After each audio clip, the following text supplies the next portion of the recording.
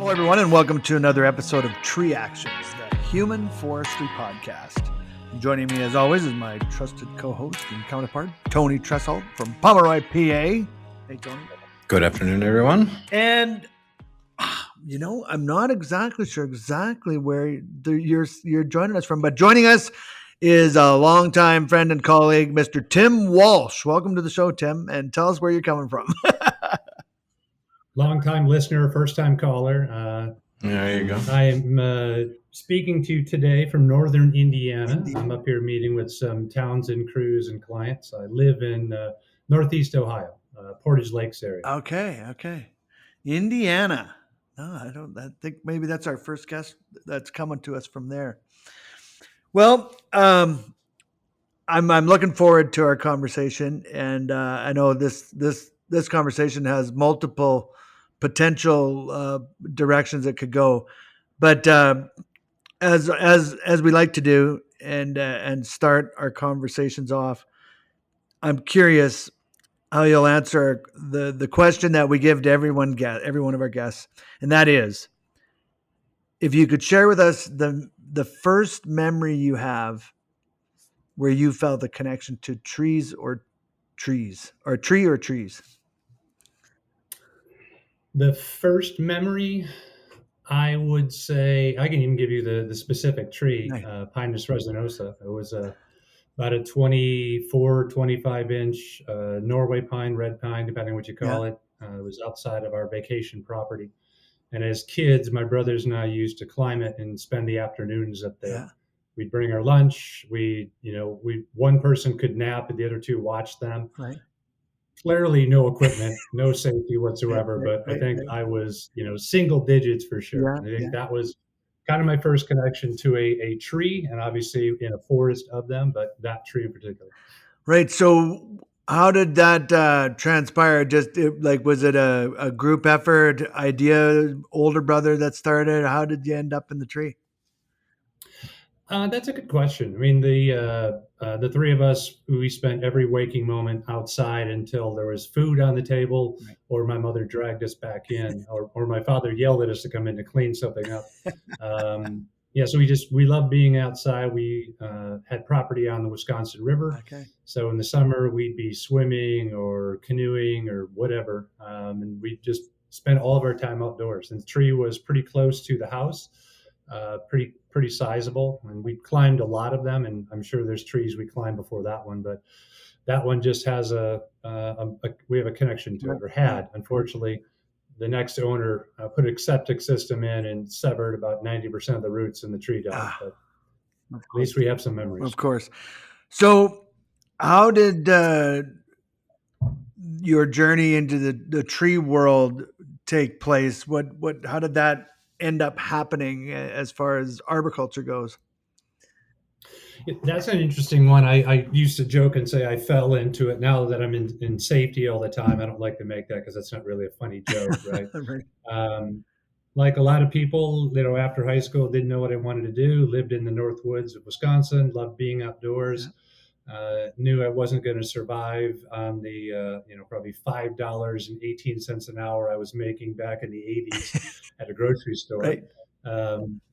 One of the people I worked with, fiance, worked for the local tree company that they were leaving because they're going to go to another contract.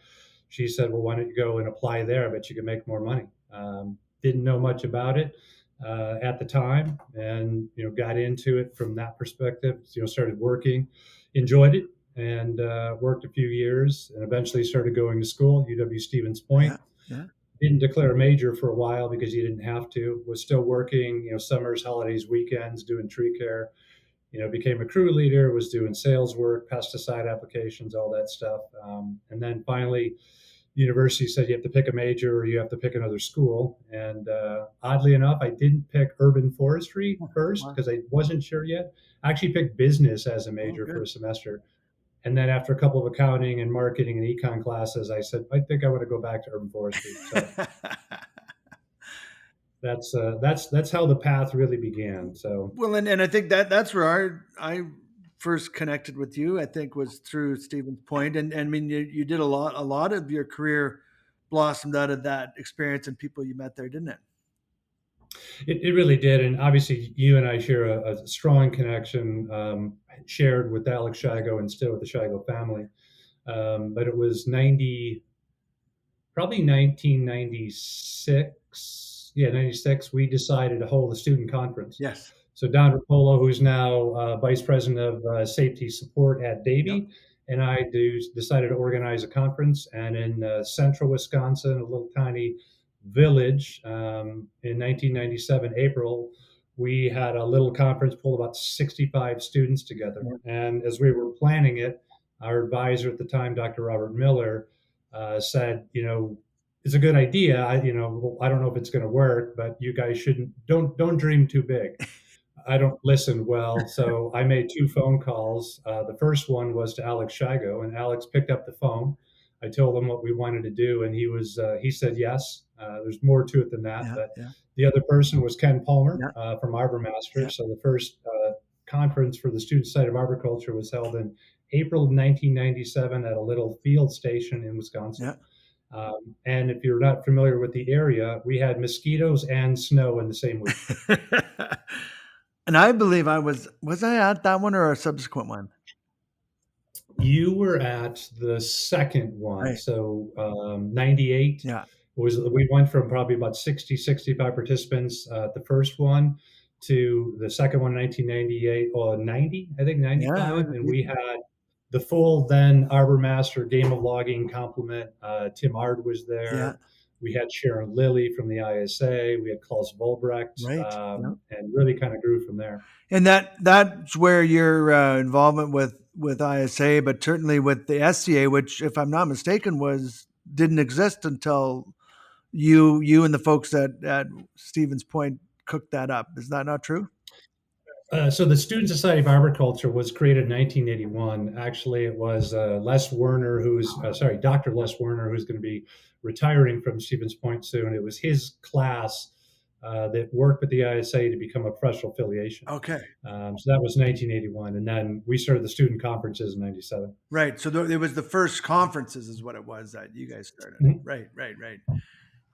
And I'm not even sure what the status of SCA is these days. I haven't heard a lot about it. SSA kind of exists only in the colleges now, because a lot of them actually had to form, per the university guidelines, a student club. Oh. So like I know South Dakota State University, where Dr. John Ball teaches, they still have a checking account that's called, it's the SSA account. So a bunch of schools still have them. Right. It's not really officially recognized as a professional affiliation with the ISA any longer. Oh, okay. That's what I was wondering. I wonder. Well, that's too bad. I know. Well, as you know, I'm entering the ISA board of directors starting in August, and students have always been near and dear to my heart. So you might see some more pressure to do more things for students in our industry. Oh, good. Well, I think that would be that would be good to see again. I mean, there was years. It's funny to me how so much can be affected by one or two people's passion, and that saying 10% of the people do 90% of the work kind of thing. There was a real vibrant time period there where you were very involved, and others that kept that thing alive, and it didn't receive the same stewardship after that when things moved on for you. Yeah, it was a great time. We had 8 conferences in the U.S., 1 in the U.K., and 1 in New Zealand that I attended, and they continued on for a few more years in New Zealand. Excellent. So, the company you worked at, were you when you moved your way up into sales and everything? Were you climbing and everything in that business? Like, you didn't have a bucket, or? Well, so the small company I started at, it was one bucket. There was 3 people. It was 4 people: the foreman, a crew leader, myself, an equipment operator, and then the owner / salesperson / office and whatever. Yeah. And as the junior person, I don't think I got to touch the bucket other than to clean it for a couple of years, unless my crew leader was off on vacation and we needed something to do. Right. But you did climb. Yeah, so it's funny. I've always said that I'm a way better climber than bucket operator. If everyone's ever seen me in a bucket, and Tony has, I was never super efficient. My brain always functioned like a climber. Right. I would find myself in standing on the platform of the bucket, in like reaching, trying to do something, and forgetting that there's a little hydraulic lever that I could move the bucket because I just think like a climber. Right. So, what was your first climbing setup like? Then, what did they put you in? Do you remember your first hitch and your first? I do, and it's unfortunate. Actually, I just lost my saddle. I still had the original saddle from when I started in the 80s. I had stored it at my previous employer, and the where we stored it wasn't rodent free. Oh, And so I lost a whole bunch of stuff. Anyway, it was a basic, double D saddle, the little 2-inch strips. yeah, We had a non-locking rope snap, spreader yeah. snap, half-inch Arborplex rope, and you did a 2/1, not even a taut hitch, but a 2/1 version of a taut hitch. Wow.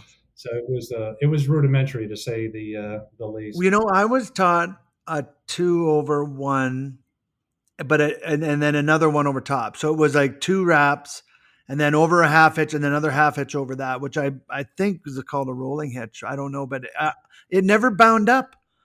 And then when I learned that I was doing it wrong, and I had learned to tie a taut line, but the taut line would get tight. So back I went to my whatnot. And it's funny how many people did climb on that, and lots with just 1/2 above the 2 turns. Well, I guess it was a round turn with a half hitch above it, is all it was. Yep. Yeah, it's amazing. And I joke and say the stuff that we got away with in the 80s and early 90s is why I got into safety. I figured if I didn't pay it forward, I got to pay it back. I never felt insecure on that hitch. I never had it slip or slide. I never had it, although I was trained, and I don't know if this was the same for you, it seems to be quite a common trend that didn't change until the 90s, was like I was trained, you get up as fast, you climb up to the top and then tie in. And if you have to stop and cut something, put your lanyard on, but you just would free climb to the top and then tie in. And you never worked the tree not tied in, but getting there was always done just freed. Is that a trend that you... That's how we started. And what's interesting too, and we're working with federal OSHA in the U.S. to change this under 29 CFR 1910-269 R8. It is acceptable per OSHA to free climb. Wow. So you can do just that. You can climb 200 feet up to the top of a Doug fir and then tie in and do your work according to OSHA. Now ANSI's outlawed it for multiple revisions, but yeah, that's what we did. And when the crew I worked on, there was one throw ball that if you even looked at it, they called you a whole series of names that I won't say on this podcast. And so to install ropes to pull trees over, you put spikes, spurs, gaffs, whatever you call them, no saddle. You grab the bull rope in one hand, you climbed up the tree, you did a running bowline, and then you kind of slid down the rope. Right. That's how we installed ropes to pull trees over. Yeah. That and I remember the first time I heard of a throw line and kind of saw the concept, I was just that's a passing fancy. That's just such a waste of what kind of I was so not interested in it. It was really quite I'm quite ashamed or embarrassed of myself, but I had just no place for it at all, and it took another few years before my eyes were open to the extension of reach that it truly represented, and it doesn't seem to be quite that, and I think the Big Shot made a big change in making it such a useful tool, really, Well, it made it more interesting. It was a gadget, and arborists love gadgets, so it was easy to get people's attention with something like that. I think the spread of the throw bag was directly proportional to the tree climbing competition. Right. I think of all the techniques that came in like the late 80s, early 90s, throw bag came directly from like the ITCC essentially, and you could see it that's when I first really started to understand the influence of the ITCC and what it did for the industry. Where you'd literally like somebody would do it even before there was the Master Challenge, when they changed the format, when it was just basically the culminating event was the work climb. You'd see it happen that Sunday at the competition, and then Monday we'd be trying it in the field. And the throw bag was probably that first big technique change, like sea change technique, that you started to see trickle directly out from. So if you'd run into a crew that had no exposure to a climbing comp, they didn't have a clue. Yeah. Right. And then that's how I saw it. It would be interesting to track that diffusion of ideas like that, because I've felt since my involvement in the 90s that that's really how things move forward. And obviously now with social media and things they're moving faster, but yeah, through that you would go to an event and you'd see something, you'd see, Bettis do something, you'd wonder how the heck did he do that? And you'd go back to your crew and try to figure it out. Yep. So yeah, it's really moved. I think it's moved us forward quite a bit. My first competition was Bismarck, South Dakota, and I was not throw lining. I remember them saying you can't free climb, so you're going to have to get in the tree. And I used the throw line for the first time at the throw line event, and I think I actually scored 3 points or something. I'd never used it, and it came to the work climb, which is just and there was only a few guys that were throwing in, and Ken was competing, so was Bob Weber, and I watched them, and it was like, holy crap, like way up there. And then it was my turn, and I didn't even bother, right, because I don't know the tool, and it was quite it was a cottonwood, and it was a good chuck with the monkey's fist to get it up, but I got in to the first union, which was a beast of a limb itself, and get up there. And I didn't make it halfway up before I timed out. And I could have done it with free climbing, but I had to stay tied in all the time. What's this? And that's where I realized, like, holy crap, if I'm going to have a chance, I got to learn this dang throw line thing. But it's funny. You mentioned Ken Palmer earlier, Tim. I think, Tony, back to your diffusion story of where it comes from. There really should be a remake of the infamous throw from Charlotte, when the comp was in Charlotte. See, it was the Triple Crown competition, because Bob and Ken had gone back and forth winning titles. So for 4 years, the two of them had won, and by a healthy margin, because Bob brought the secured footlock in because it had been banned. And so they were just whooping everybody. Like, no one had ever had such a gap in competition before. But Bob and Ken were just dominant, right? And they were both after the Triple Crown that year. And because the way the scores went, it came down to the throw line. And everybody knew, because the scores would get tabulated throughout the day, and they knew that if Ken made this first shot and he made the high shot, that he won. But he had to make it. If he missed, he was second. And the whole place knew that this one throw, it came down to one throw, right? And everybody was watching. Like, the event stopped. Other events were like, no, we got to go see this. Like, you talk about a pressure cooker, not to mention the heat. And there Ken was, and he just, it was like Michael Jordan at the free throw line. Like, he could have done it with his eyes closed, I think.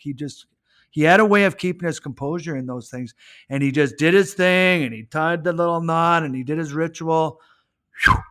And boom. And that was it. He won it based on one throw.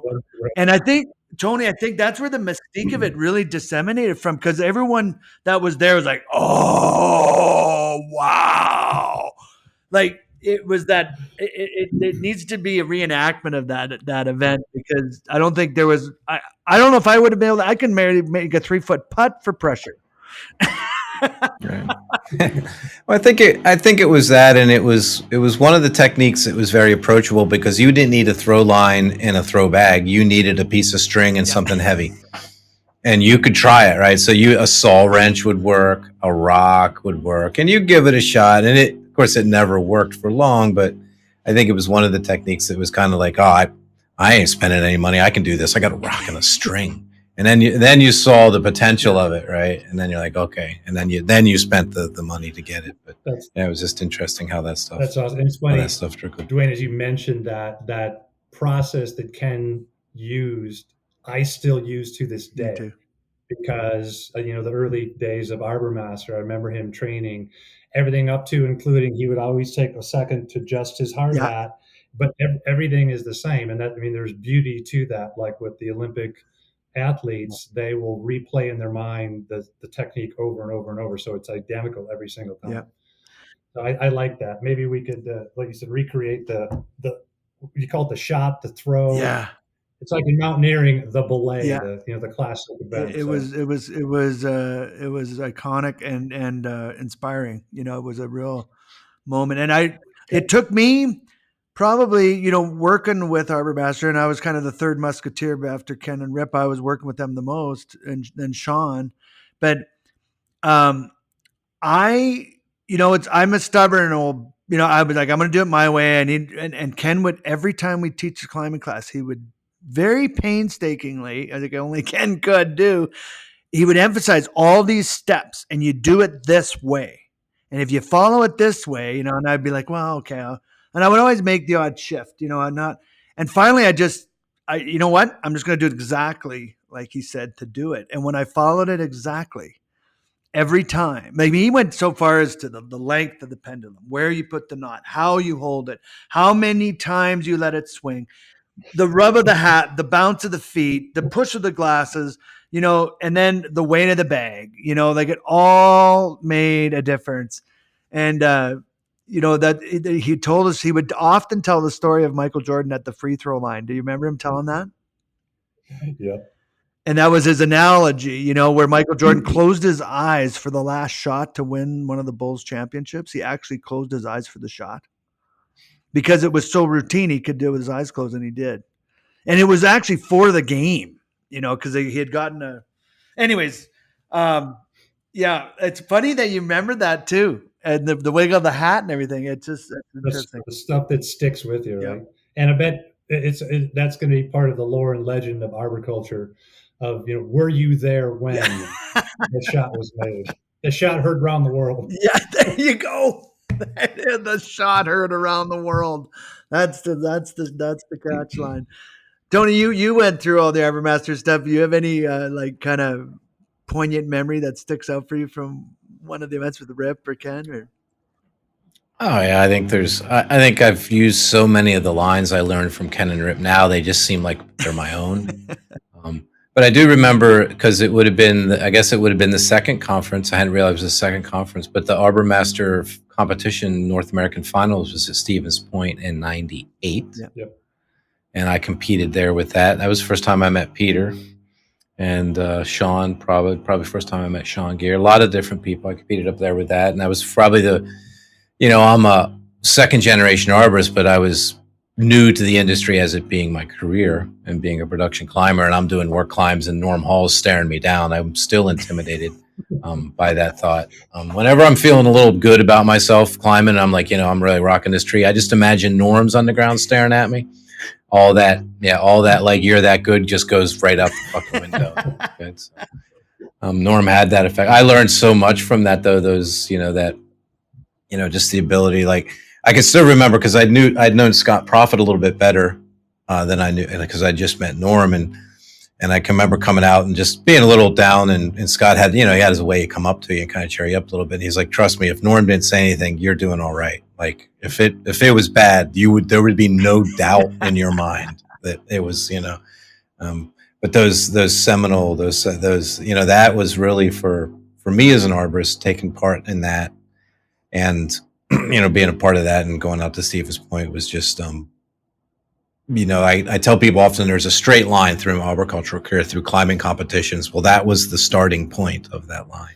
That's right there. I had competed before and done some stuff, but that's where I'm like, yeah, this is what I really want to do. I feel like a jerk because I forgot you were there, because that the decision to host that there was actually a bit of a controversy, because some argue, what value is there to students? But after you see it and the students, they witness it, they were part of that. And then having all of you guys there, and great that you mentioned Peter. I've got one good picture that it wasn't intended to be of Peter, but it was Peter Donzelli and Tom Dunlap talking in the background. Mm-hmm. It was like over somebody's shoulder, but you could clearly see it was Peter and Tom. Right. So that was kind of a cool touch point as well. Yeah.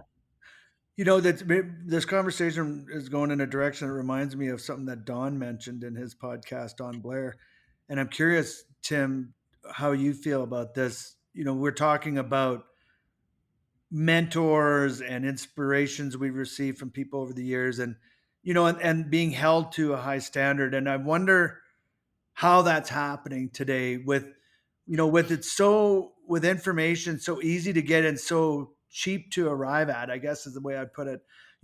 What the online presence is so dynamic and quick and easy, but it isn't like listening to someone like Ken or Norm Hall that tell you or admonish you or accolade you. Like do you feel that that's something the industry is lacking, or where are we getting at these days, Tim? I'll do a long answer to a short question, but for me, this issue goes back to 1997. ISA meeting, Salt Lake City. There used to be a 1 hour student session where we would get an industry presence to come and speak. And actually, I lied at the beginning. The first time I talked to Alex Shigo was before the 1994 conference in Halifax. I asked him to speak to students. So in 97 in Salt Lake City, Dr. Kim Coder spoke. Kim's a great friend, great advocate for the industry. He spoke to us for an hour. I don't remember what he said for the first 58 minutes. I'm sorry, Kim, I just don't remember. But what he said in the last 2 minutes changed my life forever. And he said, to be successful, you need two things. You need to have a mentor and you need to be a mentor. And I was fortunate and blessed, like you were, to have many amazing mentors. Dr. Robert Miller, Kim Coder, Alex Shigo, Bill Croyton-Air. I mean, the list goes on. And then you get to that inflection point in your career where people start seeking you out and you become the mentor. And I think that, for my career, the education's been great, the experience is great, but it's the people I met along the way that changed me. And the last one, and obviously you both spend time with Alex, that Alex was a good person to challenge you. We were just talking about this. You would never use a word in front of Alex that you couldn't define, Right. Because he knew it and he would challenge you. Absolutely. And I'd seen him stand somebody up in a room full of a couple hundred people and say, Dwayne, what did you mean when you said mulch? Yeah.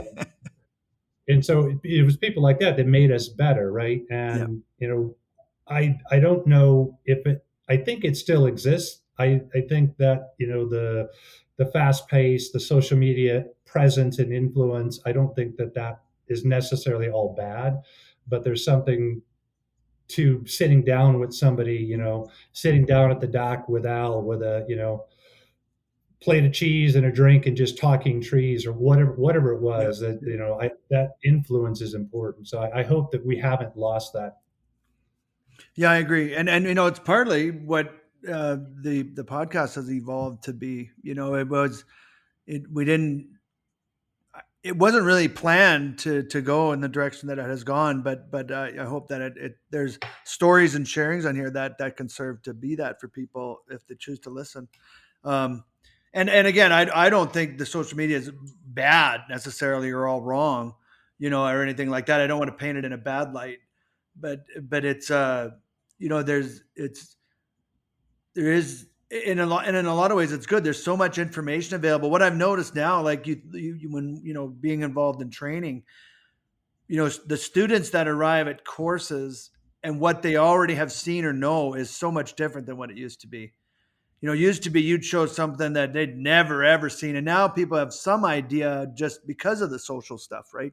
They've seen something. They may not know exactly how to do it or how it works, but they've been exposed to it, I guess, already, you could say.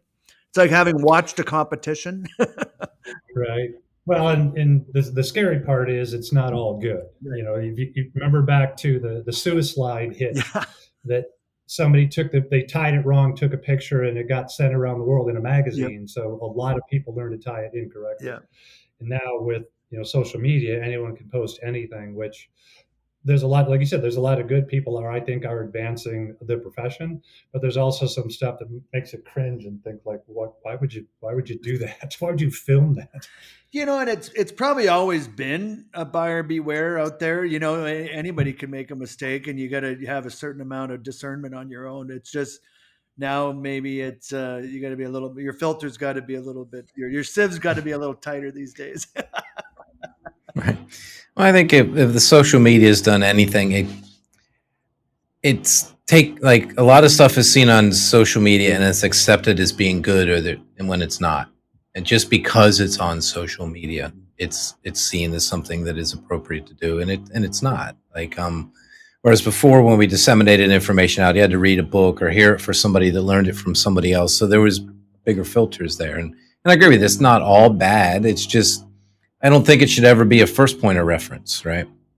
It should be a second or a third point of reference, like to back up and to use it, and to not just take it. Well, I saw it on Instagram. It must be a good technique. Like, no. There's some terrible ideas on there, but it gets accepted almost instantly. And I think going back to the ITCC, one of the cool parts of the ITCC is a lot of the new things that Bettis did, and like they were vetted beforehand by other people that had a good skill set and a good knowledge and could look at it and go, yeah, we never thought of that, but that's a damn good idea. And social media lacks that, right? It doesn't have that vetting process. So you have to do it for yourself. Yeah, that's a good way to view it. Your friendship with Dr. Shigo, with Alex, as we call him, how did that progress for you? I know how it did for me, and I'm curious how you would describe your journey in getting to know and becoming a colleague and then a friend with Dr. Shigo, with Alex. Yeah, I knew we'd get here, and I kind of touched on it incorrectly at first, but like I said, so the first call would have been spring of '94 for the August conference in Halifax, and Dr. Miller said, "Well, why don't you call somebody?" So I called Alex, and like I said, he picked his phone up, said he'd do it. So we met in person up in Halifax, and there's a group picture. My hair was a lot longer then. And probably less gray than it is, but just we connected. Obviously there's a presence about the man, and it wasn't just the scientist, or there was so much to Alex. Mm-hmm. Great sense of humor, compassionate, tough, fierce, loyal, amazing human being. But after we chatted with the students for an hour, and he and I talked for a little bit. So that would have been August of '94.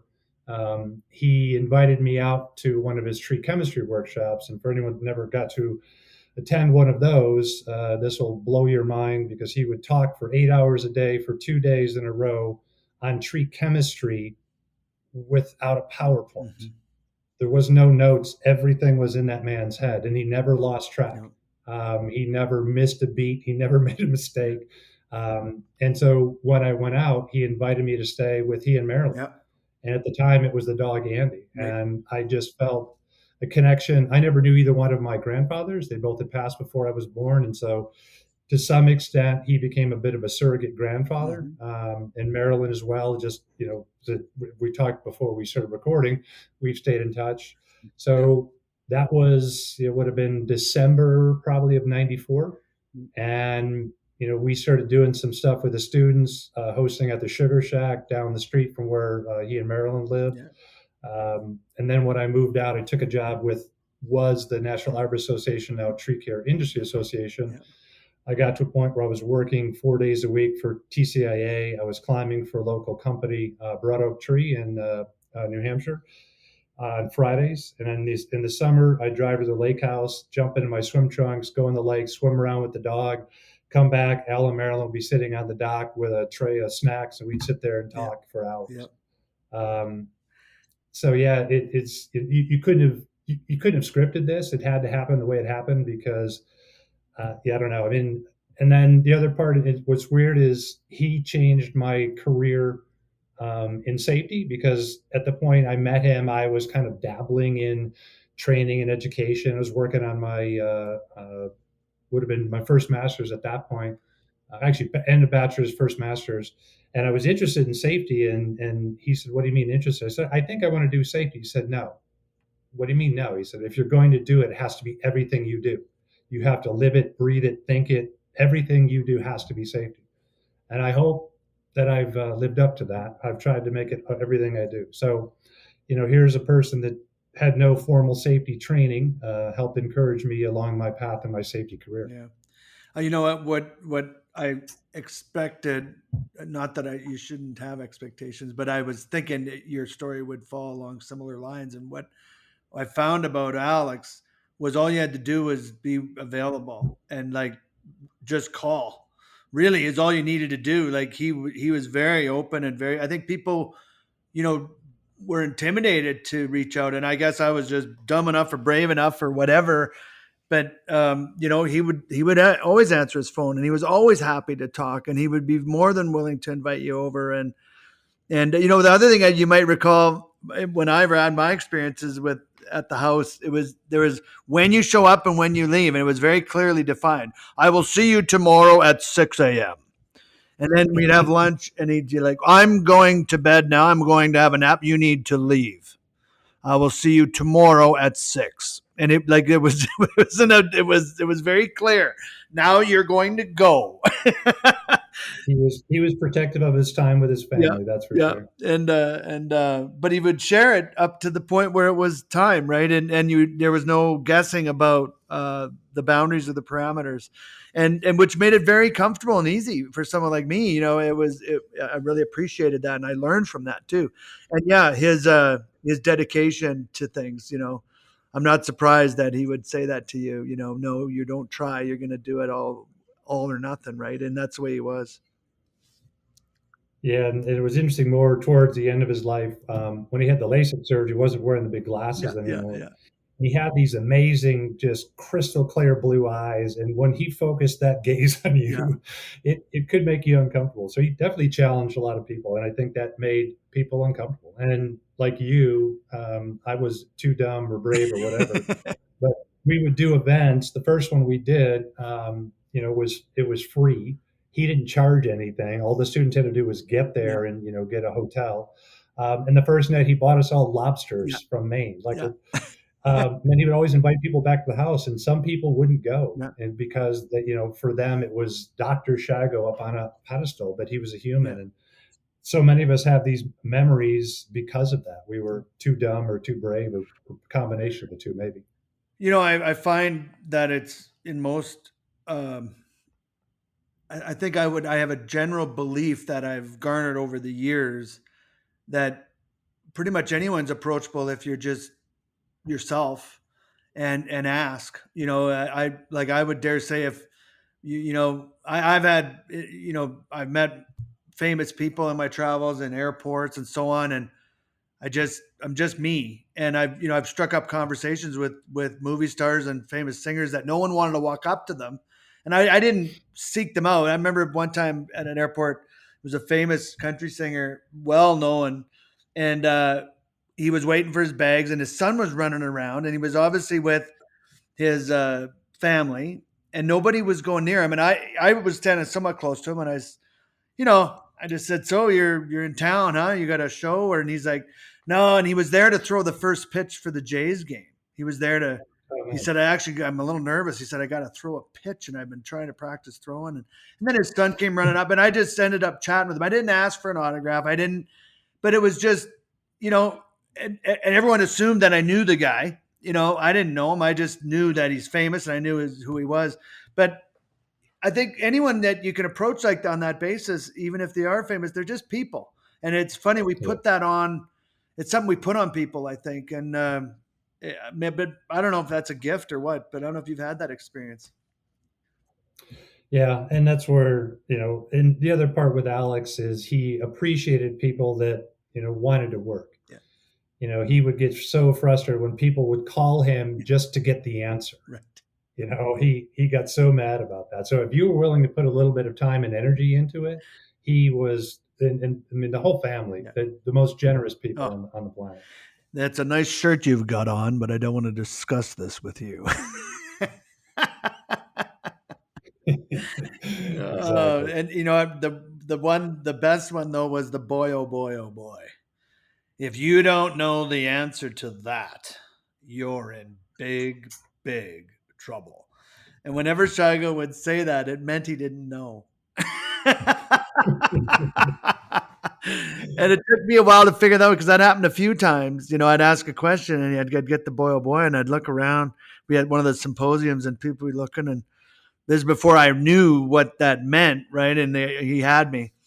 But and he loved being challenged. I think that was the other thing. He loved being stimulated, right? Like the questions he got would have to think about, he loved, because it expanded his own thought process, right? And that's what he really liked.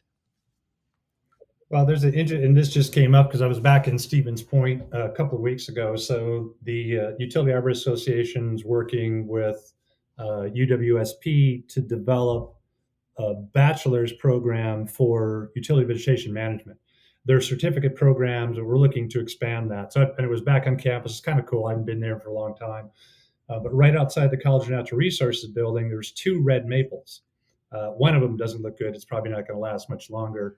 But I remember one year noticing in the fall that one was yellow and one was red. And they're both red maples. Huh. So I asked Alex about that. Then later the following spring, he remembered that ask. And when he was walking around, he started looking at the flowers of red maple, and he realized that, and I might have this wrong, sorry, Alex, that the male red maples, the flowers were a yellow-orange. Their leaves in the fall were yellow. The female red maples had a red flower, had red leaves in the fall. Huh. And then there's the other one that's both. We never really found that out. But it was one of those things that he loved that, because I mentioned to him in the fall. He rolled that marble around all winter long, and then in the spring he went out and found the answer. Yeah. So it was kind of cool seeing those 2 trees outside the building, still there. Yeah. It was always interesting times with Alex. I was lucky. Yeah. So you make the decision to move into safety, and you've done so for the last, probably close to 20 years, I think, if I'm not mistaken. 25-ish, depending on where you draw the line. Okay. So 25. So how has that journey been? You've talked to me a little bit about, because you've seen, the good, bad, and the ugly, so to speak, because we know the stats, we know that people die in this industry, and, the bigger the company, the more people that are going to end up being part of those statistics. And you've had to live some of that. I wonder if you'd, share anything about that, how that's been. Yeah, it's been difficult. The journey was an interesting one. And, we mentioned Peter early on, and Peter was, a friend, a mentor, a hero. But his death was also an inflection point for my career. So I was at TCIA.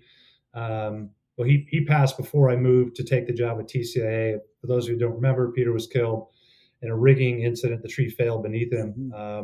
But when I was at TCIA, when we would go out and do the electrical hazards awareness program, and this goes back, we would get the printouts from OSHA, the old dot matrix, the paper, the white and green with the holes in the side. Yeah. And so we would print out all the fatalities. And so before a EHAP workshop, we would try to find a recent one that would resonate with people. So I was, TCIA for a little while. I was eating my lunch, and I was flipping through the data, and my finger fell on the description of Peter's death. Oh, wow. And I realized these weren't data. These were people. These were families. Yeah. And I made the decision to go back to school. Went back, got my second master's, working on the doctorate, and really shifted away from, just arboriculture to, safety for the industry. Yeah. And then also little after that time, got more into utility space, did some work with the Lucas Tree Expert Company as a trainer, then got involved as, they asked me to step in as an interim safety director.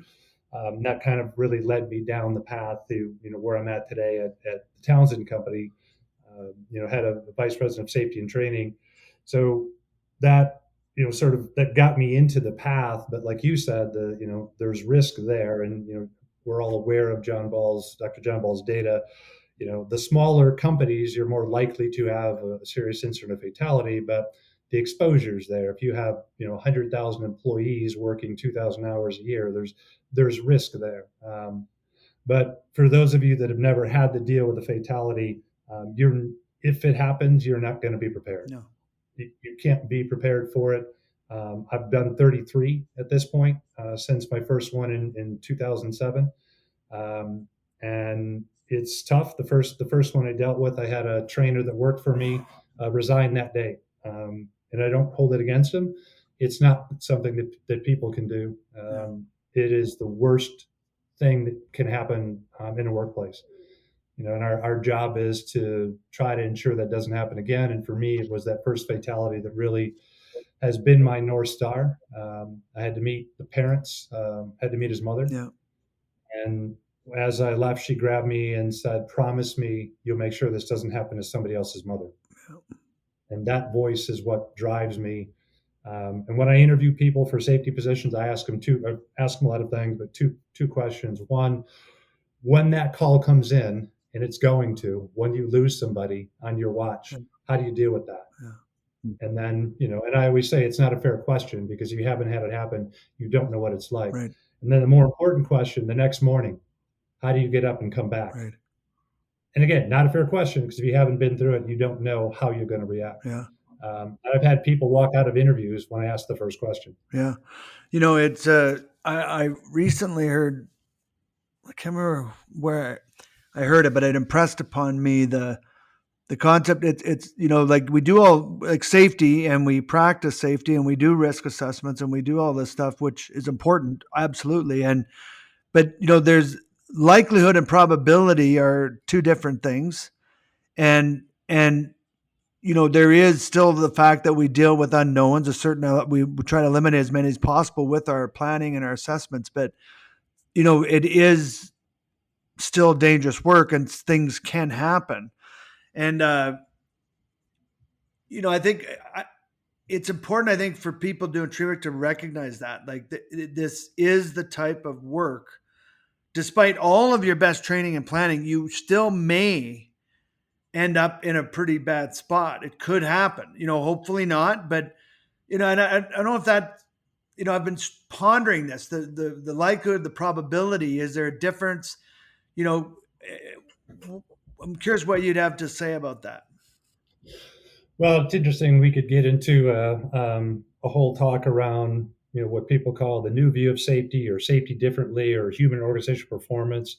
It's really addressing some of these things. And actually this year, there's two talks I've been doing. One is safety differently. The other is how to deal with trees under tension or trees on wires. But the kind of view around safety differently is that things are going to happen. If we rely on the human to be perfect, it's not going to. We know that people are going to make mistakes. Yep. So you want to have capacity built into the system. So when the system fails, when the person makes the error, there's capacity to keep it from, snowballing into a life-altering or ending injury. It's like we talk about, why do we wear fall protection in a bucket? It's not so we don't fall.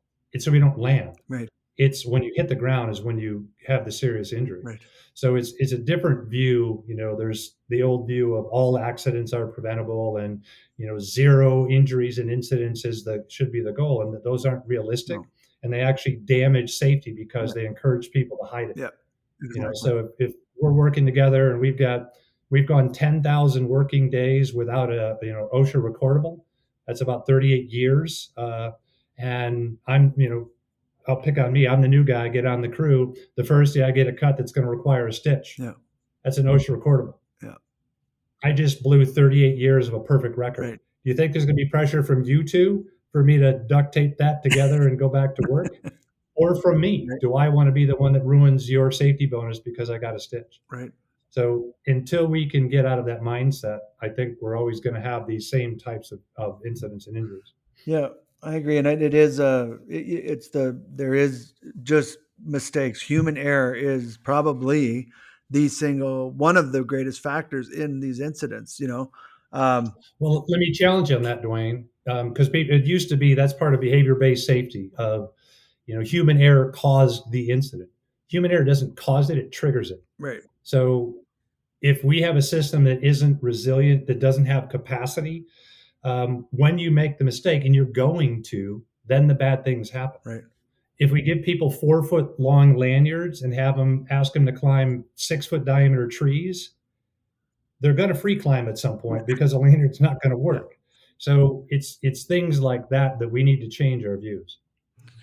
Yeah, and having, I remember they were looking at pole choking systems, and there was a couple different systems. One that was absolutely bomber, like it worked perfect. It never slipped, but it was a bit bulky and cumbersome. It was quite actually, and they they chose to go with a system that was very effective, but it had, you could slip a little, you could slide a little, but it was very easy to work with. It was very light, and they chose it because it was more likely to actually be used because of its user friendliness, not because of its 100% effectiveness. And then you wouldn't fall on it, but you might slip 4 or 5 feet if it wasn't quite cinched just right, but you wouldn't fall or land. But the one that was 100% you wouldn't budge was so bulky and big, the guys would end up leaving it in the truck. And they knew this. And I thought that was an interesting perspective, that you got to have a blend. You got to have a system that, and I think that's what you're getting at a little bit in the capacity issue, right? It's got to be able to be used in a way that they'll want to use it or be able to use it, and not be so onerous that it'll end up, as soon as the back's turned, they'll leave it in the truck. Well, that touches on another safety differently concept. We talk about the black line and the blue line. The black line is work as imagined. We sit in corporate headquarters and we write policies, procedures, we invent devices and tools and techniques, but it's how they're used. And if it, like you said, if it's 100% effective, if it's used, but it weighs 90 pounds and it takes 25 minutes to install, nobody's going to use it. And that's why we really want leadership in the field, watching work as it's done. Yeah. So, if Tony comes by for 30 seconds, rolls the window down on his truck and barks orders at us and leaves, we know as soon as we see Tony's truck, we stop working, we wait till he yells at us, and then he leaves, and we go back to doing the things the way we want to do it. So if we don't know what's truly happening, which is the blue line, the black line would be a straight line of, regulation, standards, policy. The blue line is how work is done. Sometimes we go below, sometimes we go above the line, but if we don't understand what the workers are going through and we give them a tool that doesn't make sense, they're not going to use it, or they're going to use it incorrectly. Yeah. But, they'll find a way. And that's, I think, our job as leaders, to give them the tools and techniques and the freedom to do it. And part of that freedom is psychological safety. I need to be able to challenge you, Dwayne, and we've got a 30-year friendship, so I can do that. But if you're my supervisor and every time I bring something to your attention, you scream at me, I stop talking to you. And then when I stop talking to you, you stop learning what's happening. Well, and it becomes more of a punitive process, doesn't it? It's about reprimand and consequence and cause and effect. It's not a relationship. It's a it's the parent-child relationship. Yeah, right. That's right. Yeah. Tayloristic. Which isn't really effective, and it brings up all sorts of trauma, really, and for some people from the past, right? Hey, Tony, you're listening to all this, and I'm curious what your thoughts are weighing in on all this. All of it at once? Go. Go. Right. No, I think you're right. I think I was always a bit annoyed by those, zero accidents, the road to zero and all that, because it's just that there is no zero risk. I often start a safety talk I tell you, all right, everyone, I'm going to tell you something absolutely, totally dramatic. None of us is getting out of here alive, right? It's just, there is no zero risk. The clock is ticking. But what in my experience I've found, and I don't have, there's probably numbers that back it up, but my experience is two things. One, when you have fatalities, usually 95% of the time, something major is missed, which makes it sad because it's very preventable. The other thing is when you're properly prepared and something does go wrong, the consequences tend to be smaller or less tragic. I run into very, very few freak accidents in this industry, in this life. They're systems that build. And if you can teach yourself to see that building, then you can teach yourself to be safer. And, on the leadership points, I don't think people realize how much leadership traits, tendencies, philosophies are passed down from one generation to the next. And I don't think people understand that just like any trait, something you've learned from somebody else, you can change that and do different. People tend to lead the way they were led. And that's something in this industry that's not good. The leadership style of that guilt and shame as a training tool, is very profound, and it's no way to lead. And Tim's absolutely right. When you lead somebody that way, you can have best safety program in the world. They're not going to do it out of spite, right? It's just, so if you can start to change those leadership profiles, if people can start to understand, just because I was yelled and screamed at doesn't mean that I have to do the yelling and screaming. Then I think we can, coupled with all these other things, you can start to make a difference. Yeah, it's people don't care what you know until they know that you care concept, right? And I've always told people, I just recently was at a class evaluating one of my instructors, and I always tell students, and have for years, like, everybody's a teacher. In fact, the people on the crews are probably more of a teacher than us standing in front of you right now during this class. I mean, here we're clearly here teaching, we're giving you lessons, we're here to improve safety and all that. But what you actually do out there tomorrow, the next week, what you watch each other do is actually how it's going to get done. And if you, for whatever reason, choose to one hand us off, as an example, we'll bring that up. You might do it your whole career and never get cut, but how many people did you teach to do it, and how many of them did? You're the odds are in the likelihood, that it'll occur, and the probability that it'll happen are high the longer you do it that way. And just because you didn't win the lottery and you were drawing a ticket every week, someone's going to play that same game, and they're going to win it, right?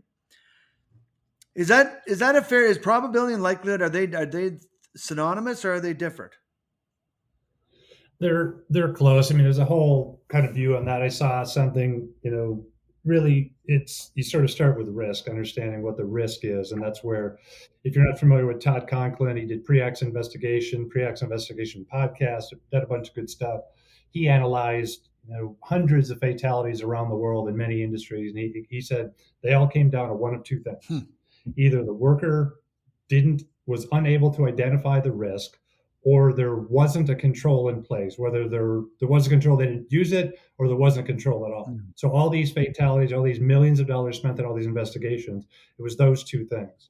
But really, it starts with the understanding of the risk. You look at it when you start in the industry, there's some sort of obvious risks, standing underneath the log when it's falling, but there's some other things, that aren't so obvious. So one is understanding the risk, and then you start looking at, back up, the hazard, which is something that could hurt you. Risk is the sort of likelihood, and that's where the probability piece kind of, they blur a little bit. Yeah.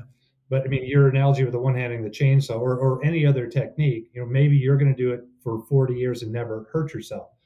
But I was thinking about this from a leadership perspective. As leaders, we're teaching all the time. Mm-hmm. If they can see you, hear your voice, or read what you've written, you're teaching. Yeah. And if you're teaching bad things, you teach, okay, you're not going to get cut with one-handing the chainsaw. Well, you teach Tony. Maybe Tony will, maybe Tony won't. Tony teaches 5 other people. Yeah. You're increasing the likelihood of that behavior harming someone at some point in the future. Yeah. It really is a concept of legacy almost, isn't it?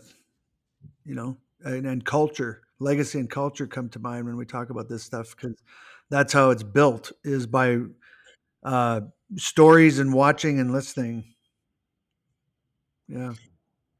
I think, something that was impressed upon me very early in my life through my military career, and then reinforced through my tree career, is that you are not what you preach, you are what you practice. And so many people miss that subtle point. You can talk it all you want, but as soon as you do it, it's like, doesn't matter what you say, they will mirror what you do. And that is not just simple actions, but, in every day. And I'm starting to understand that. And that's when you understand that, and then you'll start to understand, like Dwayne said, and Tim, you hinted at that legacy aspect of it, right? And because this industry is so oriented on OJT, on job training, on being passed from one to the next. And then you throw in the fact that oftentimes those skills that are learned by a loved one or a family member. So now when I come out and say you shouldn't be one-handing your chainsaw, I'm pretty much telling you that your grandpa was full of shit.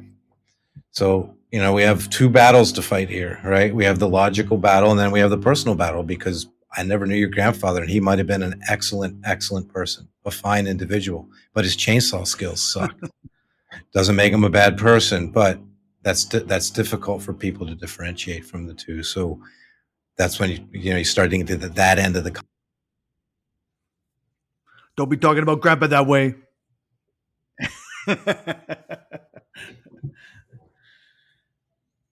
Well, when I hear the word grandpa, my mind immediately jumps back to Alex again. Do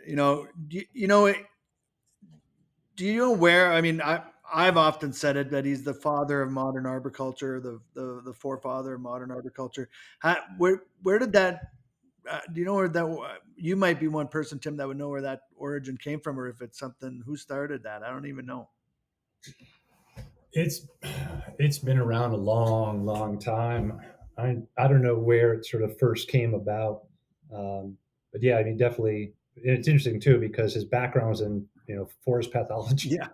And interesting that he shaped our profession so much. That's a good historical question. I don't know where that started. It's one of those things that's been around a long time that we just assume it's always been. The story of the pruning and coat it, and I'm curious how you would tell the story. I know how I tell it, but how he came to realize what was happening, and that pruning was actually being done to harm, that wasn't good for the tree, and then how long it took him before he wrote his first article. How do you explain that story? Because I'm just curious how your take on that is. I think we mentioned cognitive dissonance before. I think that's kind of what it was, because all the textbooks and all the teachers were telling him one thing, but the trees were telling him something completely different. Yeah. And I don't think he got to it overnight. No. He probably got to it faster than I would, but it took hundreds or thousands of dissections for him to look at the tree, and the tree was telling him what the textbooks were telling him was wrong. And then when he finally started saying that, it wasn't received well. No. He got booed off the stage in Germany, and a lot of people really didn't like him because he challenged the way that they thought it was supposed to be. But Alex is always pointing to the tree saying, what does this tell you? Yeah. Well, because he was a mycologist studying decay in wood for the Forest Service. I mean, that's their product, right? What makes it rot? If we can figure it out, let's stop it from happening. It ruins our product. And in doing, like, the way I understood it, the way he explained it to me was, he was busy doing his research and his dissections, but he would drive home and notice tree companies cutting trees because he was using chainsaws. So he's always noticing, when you run a saw, you notice saws, right? And so there's these, he'd hear a saw, he'd watch, and he noticed the cuts and flush cuts, and and he would notice branch tear-outs that would have more decay inside. And he thought, that's how I understood how it was brought to his attention, because he wasn't researching pruning. That wasn't his job. His job was researching what makes trees rot, right? How does rot get in there? And then he realized, wait a minute. So he would, because he was always wounding trees. That was from shotguns to axes. Like, he got creative doing that, right? And said, so he made flush cuts just like branch tear-outs, and he was finding this more decay inside. And then it's like, holy crap, I think the way they're pruning trees is actually not so good. And watch branches die and be naturally sealed off. And then it just evolved into like, holy crap, I think there might be a different, and he did multiple, like you said, thousands of dissections before he even dared to even bring it up. And then, faced some ridicule thereupon, and, embarked on a whole different career in a way. And his notoriety, I think, in arboriculture far exceeds that of his work he did in the Forest Service even. Oh, definitely. I mean, it took him around the world, and he's, less influential now that he's been gone so long. But there's so many of us that owe a lot of what we do to that fact. Yeah. But it didn't come easy. And the other thing, we kind of talk about the social media thing, that studying wound reactions in trees, you don't do in a 30-second selfie. No. you wound the tree and you come back 15, 20 years later to see what it Yeah. did. And so he had the patience to do that as Yeah, well. that's right. That's right. He did. I don't think he would have posted on TikTok. Maybe I'm wrong, but Yeah, I don't think he would have been into it either. And the other thing I find interesting, a lot of people don't, I guess they just don't realize, or, you don't see a lot of photos with him with a saw. There are some, but, and video wasn't as prevalent as it is now, but like how much he actually ran saw. And the funny thing is, anytime you see him, and Judy has expressed this before, that he always wore the latest safety stuff. He would always get all the stuff and used it ever since he started, which, is interesting in and of itself because, it wasn't cool. It was, most people weren't using it. The people who would have bought the saws from said, well, what do you need that shit for? But he wanted it and he wore it, which is interesting to me. And I never got to really explore that with him. Did you ever get to ask him about that part of it? Like why that was important to him? Was it because he was with the Forest Service or was it him? I think it was him. I don't know if we never spoke of that. The other thing is for the listeners, when we say chainsaw, it's not what you would think of as a chainsaw today. No. This was like a 32-pound beast Yep. with no safety features Yep. whatsoever. No. Took 3 people and a horse to start. Yep. But yeah, that was his mindset. Yep. That just Yep. for him, that was the only way to do it. Yeah. Yeah. Yeah. And I, as long as I knew him, I never saw him run a saw. He just would always have someone run it for him, but he was very clear in giving the instructions. And if they didn't cut the right side of the, if they obliterated the pith with the kerf, he was always sure to try to explain that to him. No, you need to pick a side. Oh, it was funny. Yeah. Well, we call it the Human Forestry Podcast, and I always ask our guests another question or somewhere along the lines of a question. Do you feel you've drawn personal connections, or how has being part of trees and watching trees grow and interact, how has that affected your personal life or your life as in the human world? Do you draw parallels? I definitely do, and a lot of this comes from Alex because Alex always made connections. I mean, that was his thing, right? Making connections, and so sort of looking at trees and seeing things that made sense, that resonated with me, even back to dealing with the fatalities I've dealt with in my career. I've talked about compartmentalizing. So when the phone rings and I get that horrific call, I have to be able to shut off all of my emotions, get clinical, deal with the things, OSHA lawyers, all of that. But unlike trees, I need to be able to uncompartmentalize and deal with it at a human level. Otherwise, that it doesn't end well. Yeah. So I definitely have learned a lot along the way, and I think the key is with Alex and connection. So obviously we started with the connection to trees, but this career has made connections with people like you two and others that I look at people that have made a lot more money than we'll ever make, that hated their job, would never think of spending any time socially with people outside of work, from work, unless they had to. It's such a great community of interconnectedness that we have, and so I think we've all learned from trees and definitely from Al. Yeah, absolutely. Yeah, and I I'm sure there's other vocations or professions where they have that passion and that love. I do believe it does exist.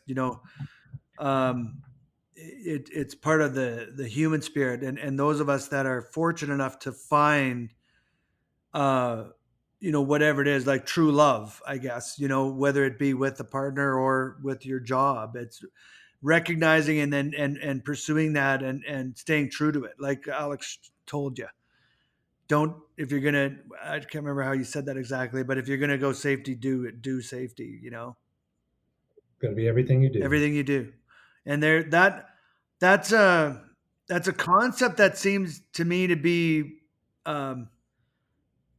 Everybody wants to do everything. No one wants to pick something. my son's getting married, and we didn't have this conversation specifically, but it's like, that process requires a commitment and a decision. And I think that, there isn't necessarily everyone, that one person for everyone, but until you decide it's that person, and you make a decision to commit to that. And, I'm not saying things can't happen and occur, but at some point it's making that decision to stick with something and make it so. Having the discipline, I think, is part of it. So DJ's getting married? No, Zach is. Oh, okay. In August. Yeah. Oh, that's awesome. Oh, I was asking about DJ because you know the story I'm going to tell now, right? So in school, DJ created a couple of little books about trees, tree care, and tree pruning. And he gave me a few copies when I visited you guys many, many years ago on that lovely winter evening. Which the next morning my car was frozen over. I had to climb in through the passenger side. But I made him a promise back then, and I kept it. The books that he gave me are on my shelf in my library next to Alex Shigo's books. Wow. Yeah, there's a couple copies floating around, and Sharon got a couple, but we've talked about it a couple times. We should do because we had we were making these little workbooks at the time, and Nance just produced the whole thing, and that was that's definitely something that's going to have to come up again at some point in his life. Having gone on to get his degree in urban forestry, especially, it's like he was destined. Should have seen it coming. Exactly.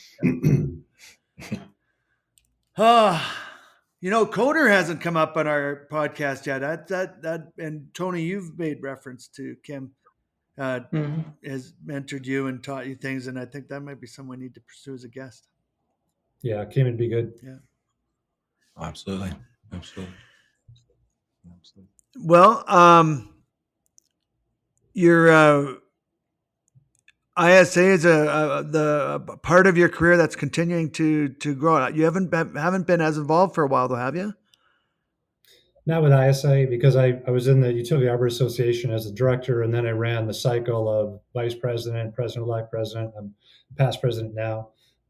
So kind of focused on UAA for the last 8 years, and now, shifting to ISA. Okay. Yeah. Well, that'll be it's 8 years. A lot has changed since you've been involved there, so it'll be interesting to see how that goes. Well, yeah, it's funny. I don't know if it's a natural biorhythm or whatever, but we often get to about this time frame, and it seems like a natural segue. I don't know if I always find it fascinating around 70-minute mark, 75 minutes. It just is a natural. It makes me wonder if the clock was invented wrong or something. Well, I know we could definitely talk for days, but part of and I'm sort of intentionally pausing because one of my area managers I'm meeting with is down in the lobby. Okay, So all right, I get it. I understand. Well, thank you very much for taking the time and being a guest. And we always reserve the right for do-overs, and we can chat again. And just thank you, Tim, for being on the show. Yeah, no, appreciate it. Thanks, I Tim. will start promoting you guys, and obviously assuming this airs, or if we get a redo, I'll promote that one as well. So thank you for the opportunity. Good to see you both. It's been a while, and we'll see you somewhere.